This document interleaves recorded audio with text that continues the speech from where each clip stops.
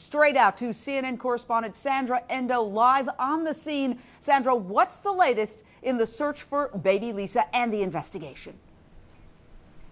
Well, Jay, new details learned by CNN this afternoon. We are understanding that 30 to 50 investigators are on this case. When you think about FBI and Kansas City police, they say this is definitely not a cold case. They want to talk to the parents separately. That is their main goal. They want to interview them, ask them tough questions, unrestricted of each other. But they say the parents are not willing to do that. And in an extensive interview yesterday with the parents' lawyer, she says there's an open door for investigators to talk to the parents. They've talked to the two young boys that were also in the home when baby Lisa disappeared, and they say the parents are cooperating. So two very different sides to this story, Jane. And Alexis Tereszczuk, senior reporter, Radar Online. The cops are saying, yeah, they're cooperating, but their cooperation has not been sufficient. I think we're parsing words here. The bottom line is cops want to interview these parents separately, but apparently the parents have put up some resistance, saying that the detectives they've spoken to up until this point seem to have prejudged the mother, claiming that within an hour of her walking in to talk to them, they were accusing her of murder. What do you know about this? Absolutely. The family is saying that they don't want to be interviewed by investigators that have judged them to be guilty already. They feel that there are some police officers who are not looking for their baby and they're just looking at them.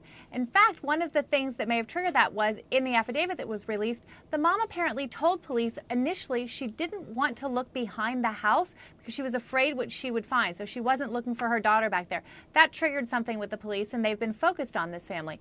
They have not spoken to cops since October 6th.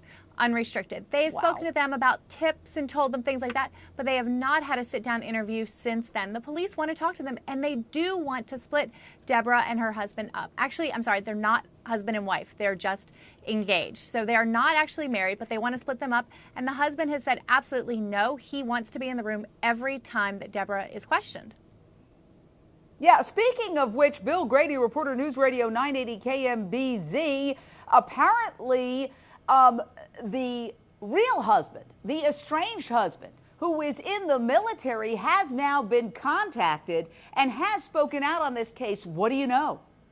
Well, he has said that he does not think that Deborah was a good mother. His concern is that, for his son, who he hasn't seen in a couple of years, pardon me, but he doesn't have any indication of her being a bad mother, doesn't think she would harm her child, and then the reason they haven't gotten divorced is just because they've been short of money. Now, there's another factor to this story that I think is absolutely fascinating, and I'm going to go back to Alexis Tereszczuk on this. There were people who saw a mystery man with a baby walking around the very night that this precious child disappeared. Now, apparently, one of those people, the man who saw the mystery man at the farthest point, about 3 miles away from the family home, holding a baby at 4 in the morning, he says cops have approached him and actually showed him a half a dozen photos of people, and he actually claims that he picked one out of these photos and said, that's the person I saw walking around with this mystery baby, a mystery man with a mystery baby. What do you know, Alexis? Yes, this is what he said. He apparently saw this man and a baby at 4 a.m. that night. He was on his motorcycle, and it was about 45 degrees out. So he said he wanted to offer them a ride, but being on his motorcycle, he couldn't do that. So the police have shown him a lineup, quite a few pictures of different people. He found one, but apparently he doesn't know anything else, and the police are searching for everything. But this isn't something that they've focused on, and they have not released this person as a suspect, a person of interest. They haven't released a sketch of them or anything. So the police are still doing their investigating, but he is definitely someone that they've been speaking with. And he was one of 3 eyewitnesses that night that saw a man carrying a baby that have come forward.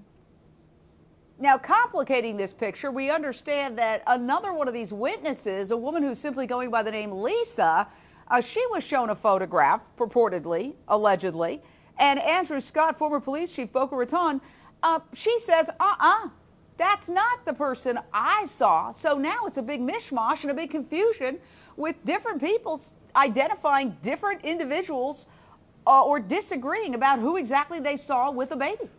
You know, Jane, this is the nature of law enforcement and doing these types of investigations, and it's not unusual to have one witness ID somebody and then another witness say, no, that's not the individual.